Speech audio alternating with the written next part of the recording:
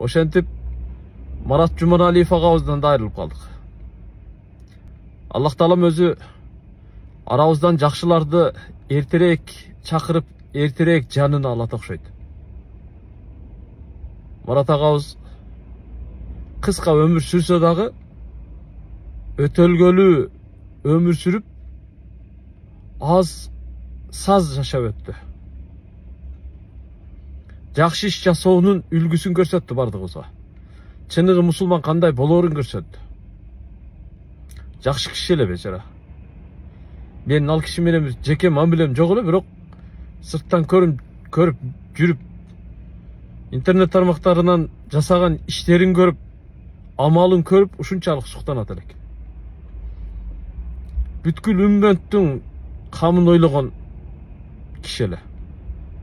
Керек болсо Африкага чейин улутка бөлбөй, мусулман пенде экендигине маани берип, жардам колун созуп, жардам чогултуп, керек болсо африкалыктардын дагы маселесин чечкенге кадам таштап, жан үрөп, жанталбастап иштеди.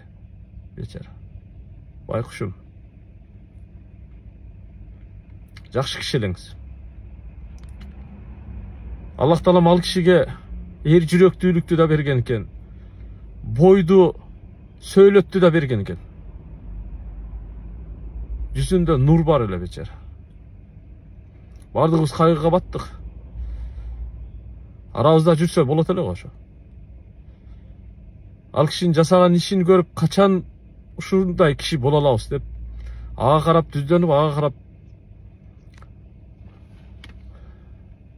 үлгү алат элек. Жаназасында канча адам катышып, бечара акыркы сапарга узай берди. Дуа кылалы бардыгыбыз. Дуа кылалы. Ал киши менен бейиште чогуу боло алайын. Аллах бейиштик кылсын. Мухаммед Мустафа саллаллаху алейхи ва саллям пайгамбарыбыздын шафааттарын ага насип кылсын. Жакшы киши эле. Дуа кылып коелу. Амин.